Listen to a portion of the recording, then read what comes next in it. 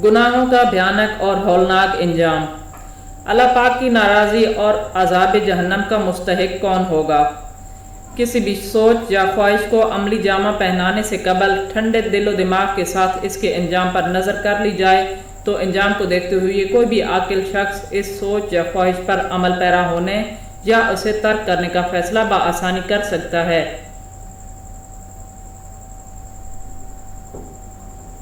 मसलन कत्ल का इंजाम फांसी, ट्रैफिक कवानीन की खिलाफ वर्जी का इंजाम जिल्लत और जुर्माना पेश नज़र हो तो आदमी इन जुराइम से बच जाता है। दुनियावी उमूर के साथ साथ एक मुसलमान को चाहिए कि वो उखरवी मामूलात में भी इसी उसूल को जिंदगी का हिस्सा बनाए ताकि नेकियां करने और गुनाहों से बचने की तरफ तबीयत बासहूलत माइल हो जाए। जब बंदा अल्लाह पाक की नाफरमानी का कोई अमल करता है तो उस शख्स की तारीफ करने वाले लोग इसकी मजम्मत करने लगते हैं। हर बंदे को इस बात से डरना चाहिए कि मोमिनीन के दिल इससे नफरत करने लगें और इसे इस बात का शऊर भी ना हो। जो बंदा तन्हाई में अल्लाह पाक की नाफरमानी करता है, अल्लाह पाक मोमिनीन के दिलों में इसके लिए अपनी नाराज़ी इस तरह डाल देता है कि इसे इसका शऊर भी नहीं होता। गुनाहों का एक भयानक और हौलनाक इंजाम कुफर भी है और ये ऐसा हलाकत खेज अंजाम है कि जिसके नतीजे में बंदा हमेशा के लिए अल्लाह पाक की नाराज़ी और अज़ाब जहन्नम का मुस्तहिक ठहरता है। जब बनी इसराइल को किसी चीज़ का हुक्म दिया जाता तो वो इसे छोड़ देते थे और जब किसी काम से रोका जाता तो इंजाम की परवाह किए बगैर इसे कर गुजरते थे, जहाँ तक कि वो अपने दीन से इस तरह निकल गए जैसे आदमी अपनी कमीज से निकल जाता है। जो अपने नफ्स के उजूब को ना जानता हो वो बहुत जल्द हलाकत में पड़ जाता है, क्योंकि गुनाह कुफर के कासिद हैं। जैसे सफ़ेद बालों को मौत का कासिद कहा जाता है, इनके बाद अगली मंजिल सिर्फ मौत ही होती है, ऐसे ही गुनाहों के आदि के लिए अगली मंजिल कुफर हो सकती है अगर वो खौफ खुदा से काम लेते हुए गुनाहों से तौबा ना करे।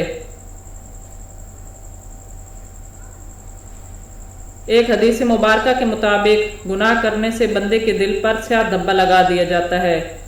गुनाहों के इसरार के सबब ये स्याही भी बढ़ती जाती है और कुफर तक पहुंचा देती है। गुनाह कुफर के कासिद हैं कि ये दिल में स्याही पैदा कर देते हैं।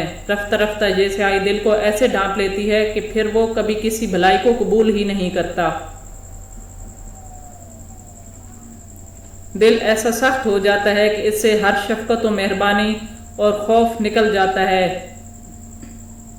इसके बाद वो शख्स जो चाहता है कर गुजरता है और जिसे पसंद करता है इस पर अमल करता है।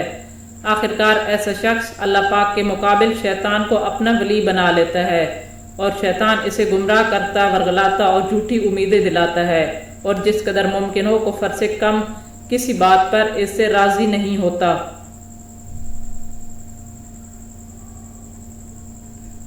गुनाह एक ऐसी जंजीर है जो बंदे को इबादत और नेकी की तरफ चलने से रोक देती है।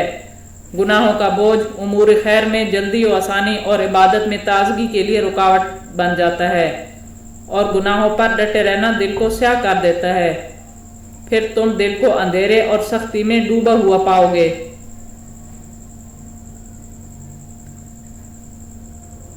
जिसमें खुलूस, पाकीज़गी, लज्जत और हलावत नाम को ना होगी, अगर खुदा का फजल शामिल हाल ना हो तो रफ्ता रफ्ता ये गुनाह उस शख्स को कुफर और बदबख्ती तक पहुंचा देंगे।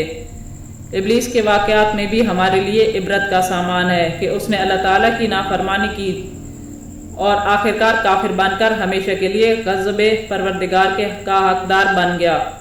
अक्लमंद वही है जो जल्द अज जल्द गुनाहों से तायब होकर मग़फ़िरत रब्बानी का मुस्तहिक बन जाए। अल्लाह पाक हमें छोटे बड़े सभी गुनाहों से महफूज रखे। आमीन।